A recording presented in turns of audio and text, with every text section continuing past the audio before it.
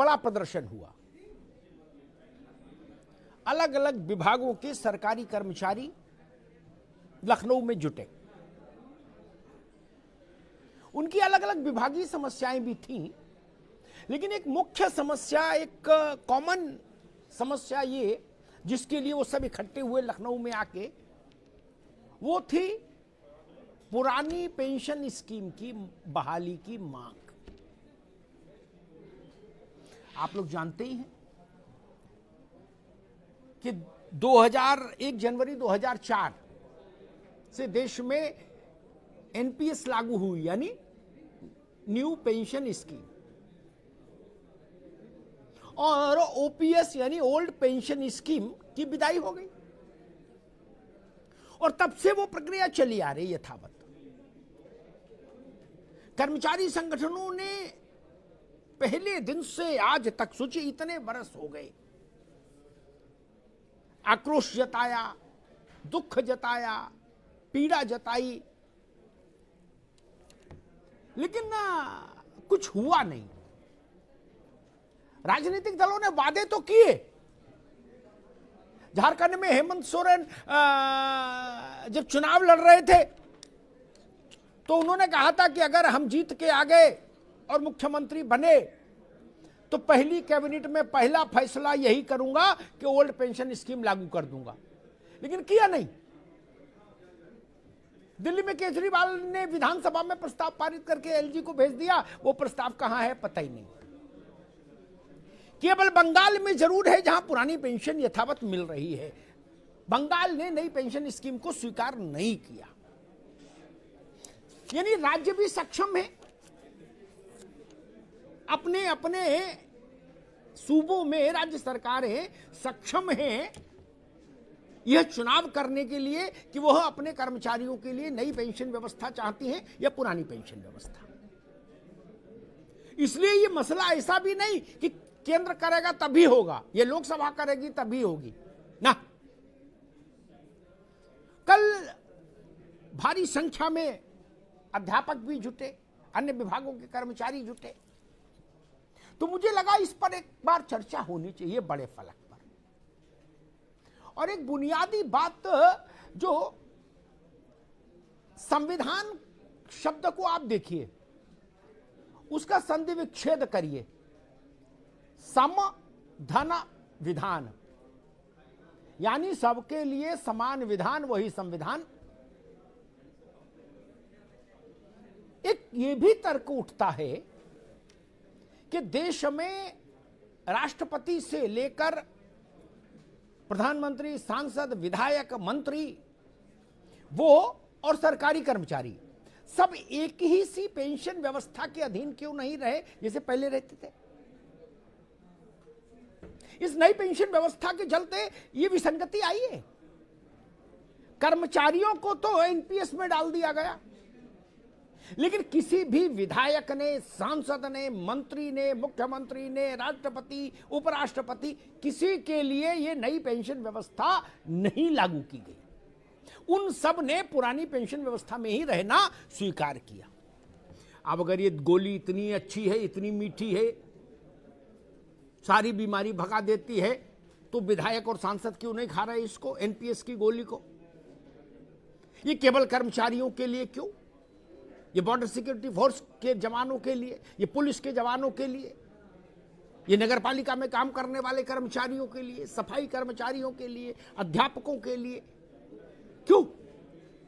अगर ये चीज इतनी अच्छी है, इसमें इतनी संपन्नता आएगी, तो ये नियम सबसे पहले लागू करिए राष्ट्रपति भवन में, और उसके बाद संसद में, उसके दोनों सदनों में, और उसके बाद राज्यों की विधानसभाओं में, तो माना जाएगा मामला ईमानदारी का है। अन्यथा सवाल उठते रहेंगे और लोकतंत्र में, लोकशाही में उन प्रश्नों का उत्तर दिया ही जाना चाहिए। उन प्रश्नों से दूर नहीं भागा जा सकता। आज इसी मसले पर चर्चा करने आया हूं। हमारे सहयोगियों ने, साथियों ने एक रिपोर्ट बनाई है इस मामले को समझने और समझाने के लिए। जरा उसको देख लीजिए, उसके बाद मेहमानों से आपका परिचय कराऊंगा और बहस में चलेंगे। जी। जवान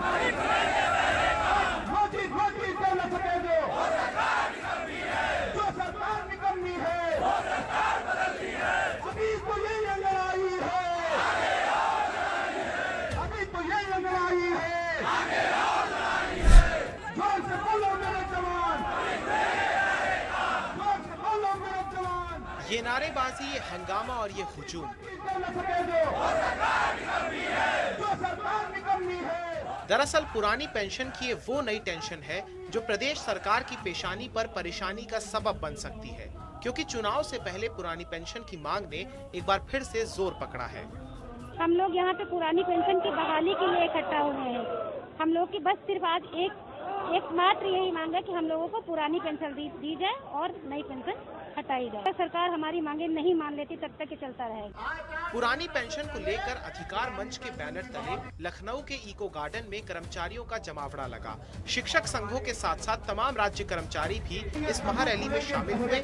सभी की एक रही मांग कि पुरानी पेंशन बहाल हो। मुख्य मांग है हमारी पुरानी पेंशन। हम पुरानी पेंशन बहाली के लिए यहाँ पर आंदोलनरत रहे। हमारा आंदोलन अनवरत रहे। दरअसल 2004 में केंद्र सरकार और 2005 में यूपी सरकार ने पुरानी पेंशन पर पर्दा डालकर नई पेंशन स्कीम का पदार्पण किया था, लेकिन इसका परिणाम ये रहा कि सरकारी कर्मचारी अभी तक इसे अपना नहीं पाए। चलिए अब एक बार नई और पुरानी पेंशन के पन्नों को पलट लेते हैं। केंद्र और राज्य सरकारों ने पुरानी पेंशन बंद कर दी थी, उसकी जगह नई पेंशन स्कीम शुरू की गई थी। पुरानी पेंशन में कर्मचारियों का जीपीएफ कटता था जो सरकारी खजाने में जाता था। नई पेंशन स्कीम में कर्मचारी का सीपीएफ कटता है। सीपीएफ की रकम शेयर बाजार में लगती है, ये पैसा सरकारी खजाने में नहीं जाता है। हम लोग की ये मांग है कि पुरानी पेंशन लागू की जाए और न्यू पेंशन को वापस लिया जाए। न्यू पेंशन पूरी तरीके से बाजार आधारित पेंशन है, इसमें कि हम लोगों के मूल वेतन से 10% हम लोग का कटौती होती है और सरकार द्वारा उसमें अपना अंशदान जोड़ दिया जाता है। नई स्कीम में कर्मचारियों को सबसे ज्यादा डर उनके भविष्य को लेकर है, क्योंकि रिटायरमेंट के बाद पुरानी पेंशन का जो रुपया पैसा बुढ़ापे का सहारा होता था, उसी रुपए के सुरक्षित होने की कोई गारंटी इन कर्मचारियों को नहीं दिख रही है। वहीं चुनाव से पहले शुरू हुई इस मांग की राजनीतिक दल भी अपने अपने तरीके से व्याख्या कर रहे हैं। बहरहाल इसे कर्मचारियों का दुर्भाग्य कहे या नेताओं का सौभाग्य, क्योंकि एक दिन का एमपी एमएलए बनने पर भी उनको जिंदगी भर पेंशन मिलती है। वहीं अपनी जिंदगी का बड़ा हिस्सा नौकरी में खपा देने वाले कर्मचारियों की पुरानी पेंशन तक खत्म कर दी गई है। ऐसे में सवाल ये है कि आखिर एक देश एक विधान की बात करने वाले सिस्टम में दो व्यवस्थाएं क्यों? सवाल ये भी है कि क्या चुनाव में टेंशन देगी पुरानी पेंशन?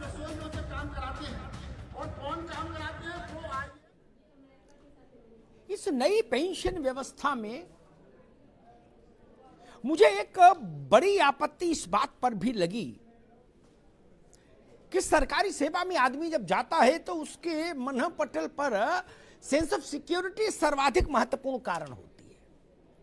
सुरक्षा का भाव कि भाई सुरक्षित रहेगा जीवन, 60 साल तक तनख्वाह सुरक्षित रहेगी, उसके बाद एक निर्धारित पेंशन मिलेगी मृत्यु तक, उसके बाद अगर पत्नी रह जाएगी पीछे तो पारिवारिक पेंशन उसको भी मिलेगी। यानी जीवन सुरक्षित, जो एलआईसी का मोटो है ना, जिंदगी के साथ भी जिंदगी के बाद भी, वही भाव सरकारी नौकरी में रहता था। अब इस नई पेंशन में झमेला ये है कि आपका जो कंट्रीब्यूशन है वो लग जाता है शेयर बाजार में सेवा काल में। अब शेयर बाजार तो अनिश्चितताओं का समुद्र है। ऊंट इस करवट भी बैठ सकता, उस करवट भी बैठ सकता, और किधर भी ना बैठे को खड़े ही हो जाए। यह खतरा बड़ा है, जिसके लिए भी कर्मचारियों को डर है लगातार कि हम 60 साल तक सेवा करें, 60 साल की उम्र तक, और उसके बाद पता लगे जी शेयर बाजार में पैसा डूब गया। एक बड़ा संकट है, इसको भी देखना होगा। हमारे साथ विजय कुमार बंधु, अध्यक्ष अटेवा, जुड़े हुए हैं। बंधु जी का बहुत बहुत स्वागत है। धन्यवाद। भारतीय जनता पार्टी के मित्र भी आने थे, कौशलकांत मिश्रा जो प्रवक्ता है, लेकिन अचानक से उन्होंने अंतिम समय में असमर्थता जताई। अब असमर्थता क्यों जताई ये तो बात रहस्य का विषय है, इसका शोध होगा। लेकिन खैर हम अपनी बहस शुरू करते हैं। बंधु जी, जितना मैंने समझा, पेंशन नई देनी है या पुरानी देनी है, इसके लिए हर राज्य सरकार स्वतंत्र है, ठीक जी। और जब जब आप लोगों ने देश भर में आंदोलन किया, जिस भी राज्य में जाके, उस राज्य में जो विपक्ष में हुआ उसने आपके कंधे पे हाथ रख के कहा बंधु चिंता नहीं करो, सरकार आने दो, पहले दिन पुरानी पेंशन देते हैं, कहा ना। लेकिन ऐसा किया किसी ने नहीं बंगाल छोड़ के, क्यों बंधु जी? जी जी यही बात हेमंत सोरेन ने भी कही थी आप लोगों से। जी हाँ बिल्कुल जी, तो जो विपक्ष में होता है वो आपके कंधे पे हाथ रखता है, और जो सरकार में चला जाता है वो आपके कंधे से हाथ हटा लेता है। बंधु जी? जी बिल्कुल, आपने बहुत सही सवाल उठाया है। और सबसे पहले तो आपको इसे ज्वलंत और युवाओं के सबसे गंभीर मुद्दे पर उठाने के लिए बहुत बहुत साधुवाद, धन्यवाद आपका जी।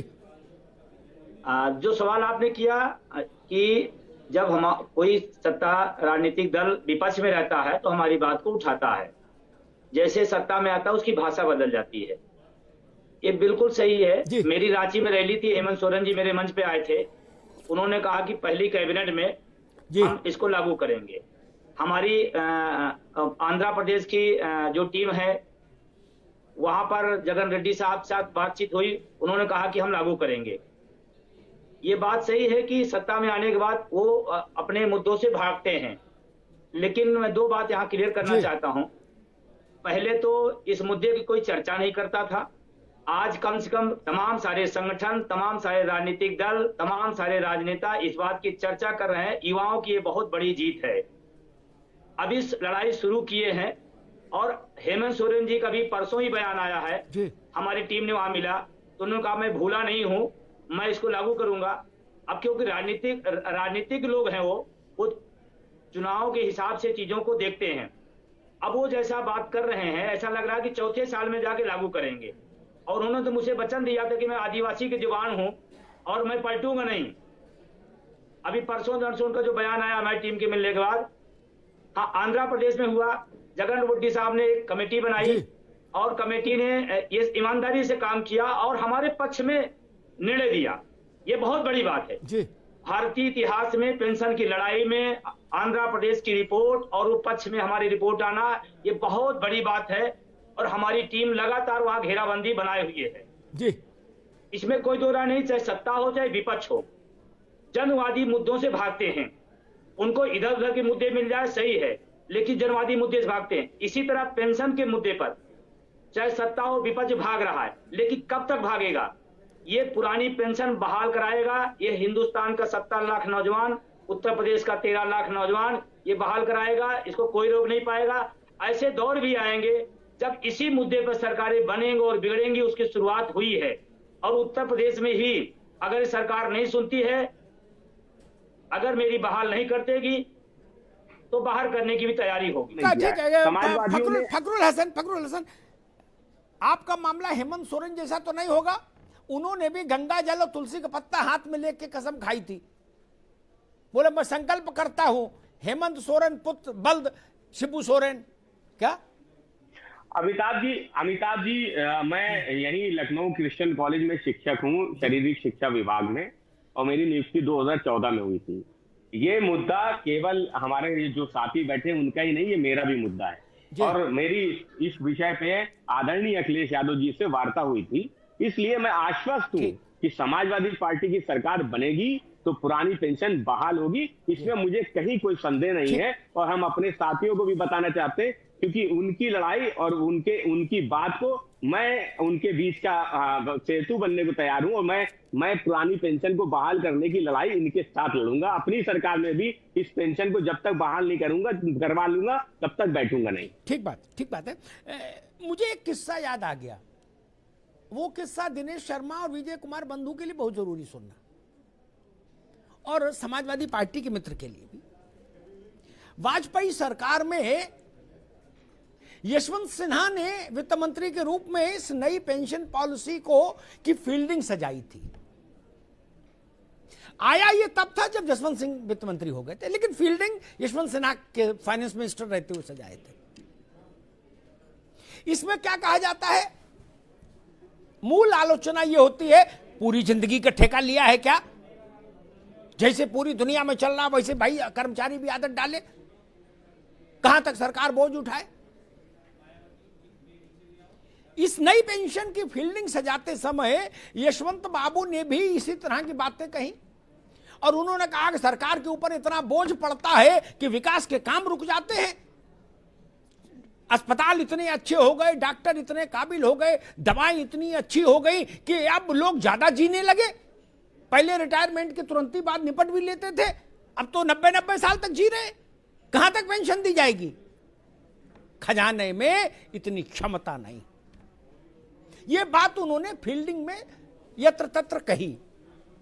उनका फिर एक इंटरव्यू आया दूसरे संदर्भ में। अब सुनिए, अब महत्वपूर्ण बात है।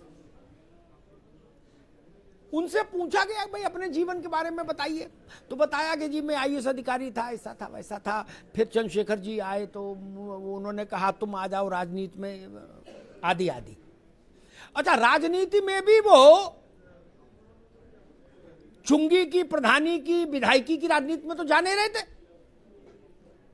भारत की राजनीति में ही जा रहे थे ना, यानी लेवल तो वही था। ऐसा तो था नहीं कि किसी ने कहा कि चलो तुमको प्रधान ब्लॉक प्रमुखी लड़वा देंगे ना, यानी बड़े खेल में जा रहे थे। आप सुनिएगा, तो यशवंत बाबू ने कहा लेकिन मैंने तब तक इंतजार किया जब तक मेरी सिविल सर्विसेज में, आईएएस के उसमें पेंशन मंजूर नहीं हो गई। पेंशन मंजूर होने के बाद ही मैंने नौकरी छोड़ी, उससे पहले नहीं छोड़ी। आप बताइए, आप करो तो लीला है। अगली बात में बोलना नहीं चाहता। गरीब प्राइमरी स्कूल का मास्टर, उसके पास इतना पैसा है कि वो जरा से भी जोखिम को झेल लेगा शेयर बाजार के? नहीं। उत्तर प्रदेश के किसी थाने चौकी में तैनात सिपाही दरोगा के पास इतना क्षमता है कि वो शेयर बाजार के हाई वोल्टेज फ्लक्चुएशंस को झेल ले? अरे वो तो मर जाएगा सदमे में।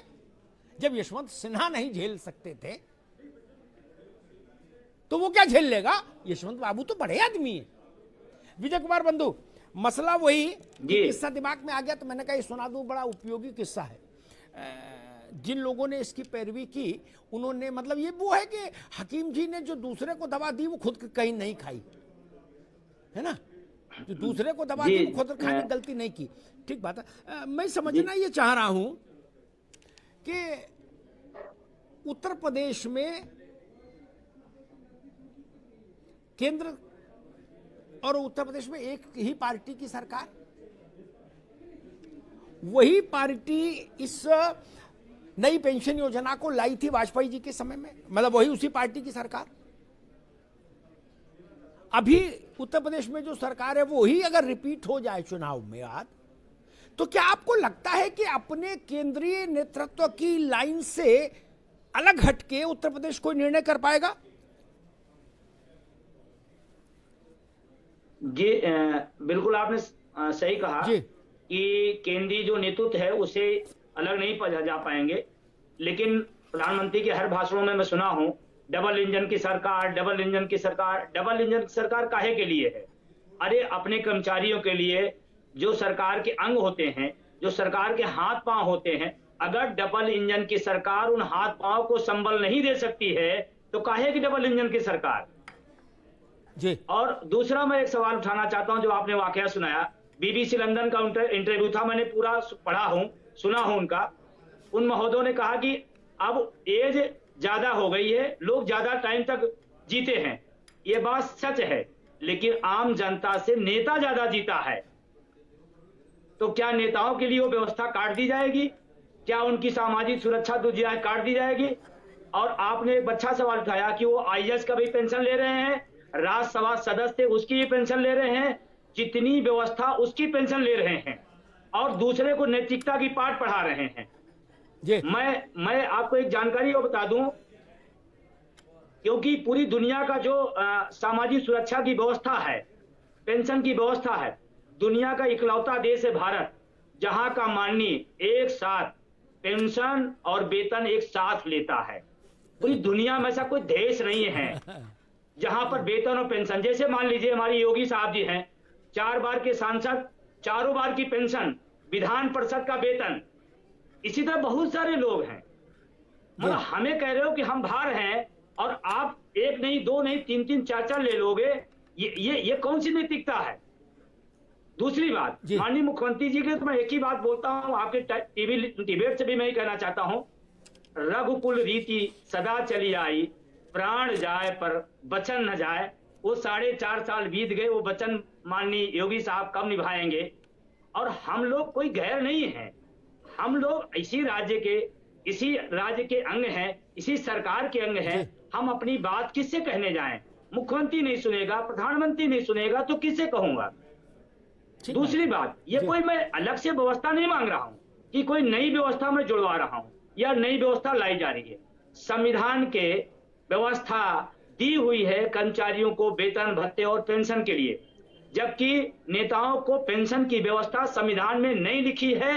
ये बात पढ़ लें और उसके बाद इतर जाकर के अपनी व्यवस्था बना लेते हैं। और मैं तो सर्वेंट हूँ। अरे भाई, वो मालिक हैं, मैं तो मालिक हैं, उनका मन वो रोटी दाल खाएं, मलाई पूरी खाएं। वेतन भत्ते के लिए आया हूँ। वो तो लोक सेवक हैं। लोक सेवक को वेतन की क्या जरूरत है? पेंशन की क्या जरूरत है? क्या जरूरत है लोक सेवक को? ठीक है बंधु जी, मैं दिनेश जी के पास चलूं। उससे पहले जो बात बंधु कह रहे हैं, उन्होंने बड़ा मासूम सवाल उठा दिया। ऐसा सवाल है कि मतलब जिस पर 11 रुपया निछावर करने का मन करे, इतना मासूम कि लोक सेवक हैं, उनको क्या? पार्लियामेंट में सदस्यों के परिचय की एक पुस्तिका छपती है, उसमें सदस्यों का विवरण होता है। दिनेश जी, अधिकांश सदस्यों के विवरण में लिखा होता है पेशा समाज सेवा। क्या मैं आज तक टार्च लेके उस समाज सेवा को ढूंढ रहा हूं जिसमें 2-2, 4-4 करोड़ वाली गाड़ियां आ जाएं, 10-10 अंगूठी, 250 ग्राम की चेन, लकदक मामला, बिल्कुल चकाचक नींबू काट कपड़ा है। और जैसे आदमी विक्रम टेम्पू नहीं कर सकता, वैसे जहाज में आना जाना, रेला। बोले सुबह बेंगलोर है, शाम को जयपुर है, बोले रात में आ जाओ भोपाल मिलेंगे। क्या आखिर पैसा तो लगता है ना? नहीं, मैं आज तक वो ढूंढ ही नहीं पाया। खेती बाड़ी और समाज सेवा 2 सबसे ज्यादा लिखे जाते हैं। और जब मैं खेती बाड़ी करके किसान से पूछता हूं तो वो कहता भाई साहब मैं तो मरा जा रहा हूं। आखिर ऐसी कौन सी समाज सेवा है और कौन सी खेती है जो केवल नेता जानते हैं? बाबा आमटे नहीं जान पाए और ननकू नहीं जान पाया जो किसान है। जो नेताओं की बात है, नेता लोग पेंशन लेते हैं। बंधु जी ने भी बताया कि वेतन लेते हुए भी पेंशन लेते हैं, उसके बाद हाउस वाइफ लेते हैं। यदि विधानसभा का रहा है तो उसकी पेंशन अलग मिलेगी, विधान परिषद का रहा है तो उसकी पेंशन अलग मिलेगी, लोकसभा की अलग मिलेगी, राज्यसभा की अलग मिलेगी।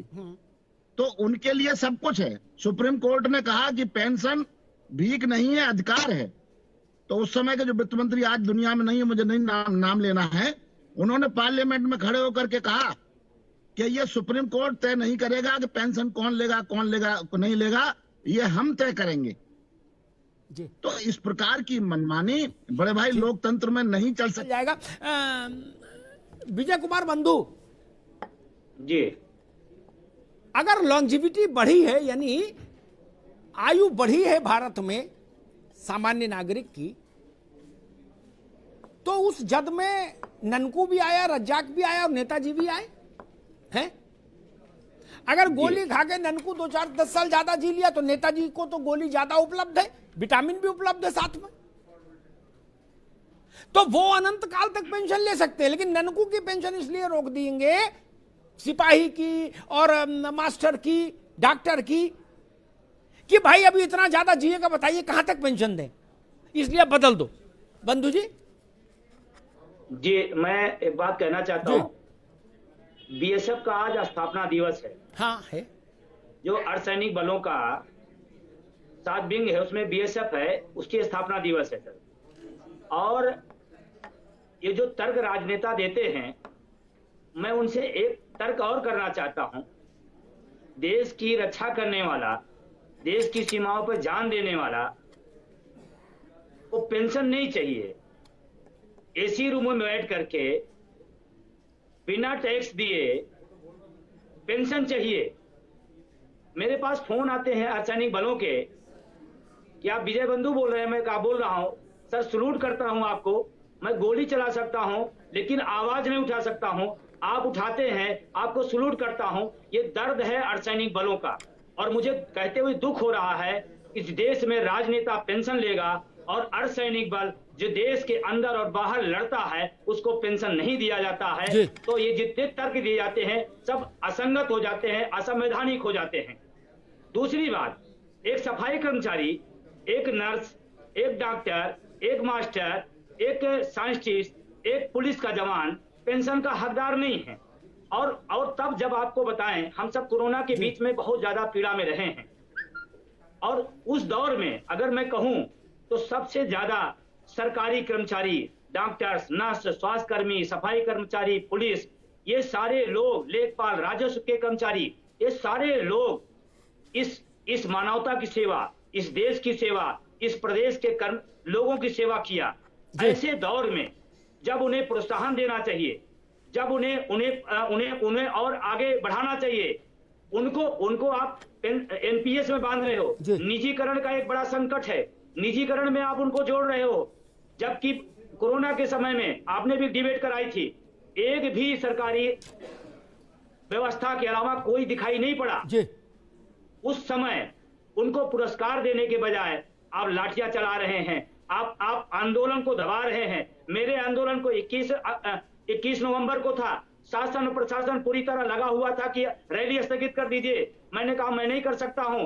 किस हालात में लोग तैयार होकर आते हैं। आप लोकतंत्र की व्यवस्था खत्म कर रहे हैं। प्रधानमंत्री का नाम लिया जा रहा था, प्रधानमंत्री का प्रोटोकॉल है। हमने कहा मैं प्रधानमंत्री से ऊपर नहीं हूं, लेकिन अपने हकों के लिए संविधान ने हमें राइट दिया है और मैं रैली करूंगा। मुझे बहुत ज्यादा प्रताड़ित किया गया, मेरे संगठन को प्रताड़ित किया गया, मेरे लोगों को प्रताड़ित किया गया। क्या लोकतंत्र यही है? और मैं तो सलूट करता हूं किसानों को, जिन्होंने किसान बनकर किसान बिल के खिलाफ खड़े होकर के अपनी लड़ाई को जीता। और मैं प्रधानमंत्री, मुख्यमंत्री से बड़ी विनम्रता से कहना चाहता हूं, जैसे किसान बिल वापस हुआ है वैसे एनपीएस व्यवस्था को आप वापस करिए। ठीक बात। हम लोग आपके अंग हैं, आपके भाग हैं, आपके सहयोगी हैं, हम अलग नहीं हैं। ठीक बात। वो आरटीजीएस करेगा फखरुल हसन? नहीं तो बिल्कुल सही है अमिताभ जी। से सवाल करना चाहता हूँ, लेन देन काला और सफेद होता है, ये हम लोग तो क्या आपके घोषणा पत्र में पुरानी पेंशन आने जा रही है? हाँ, विजय कुमार बंधु ने एक सवाल पूछा है फखरुल हसन, बहुत स्पेसिफिक सवाल है। क्या समाजवादी पार्टी के घोषणा पत्र में पुरानी पेंशन की बहाली का मुद्दा शामिल होगा या नहीं? शामिल, हमारा जो घोषणा पत्र बन रहा है, मेरी जो पूरी जानकारी है मैं उसके बहुत जिम्मेदारी से कहना चाहता हूं कि पुरानी पेंशन बहाली का मुद्दा हमारे घोषणा पत्र में होगा। जब वो सामने आएगा, हम अपने साथियों को ये विश्वास दिलाना चाहते हैं, क्योंकि आदरणीय राष्ट्रीय अध्यक्ष जी ने कहा था एक कमेटी बनी हुई है जो घोषणा पत्र पे काम कर रही है, और मेरी पूरी जानकारी में ये मुद्दा है कि पुरानी पेंशन उस घोषणा पत्र में शामिल है।